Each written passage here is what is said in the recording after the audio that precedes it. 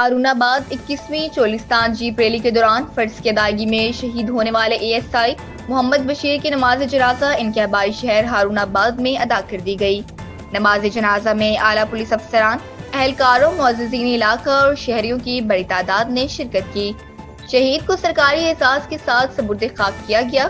اس موقع پر پولیس کی چاق و چوبند دستے نے شہید کو آخری سلامی پیش کی، جبکہ افسران نے قبر پر پھولوں کی چادریں چڑھا کر خراج عقیدت پیش کیا۔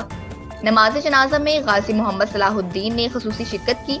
انہوں نے شہید کے اہل خانہ سے ملاقات کی، دلی ہمدردی اور تعزیت کا اظہار کیا اور یقین دہانی کرائی کہ حکومت پنجاب کی پالیسی کے مطابق شہید کے ورثاء کو تمام قانونی حقوق فراہم کیے جائیں گے۔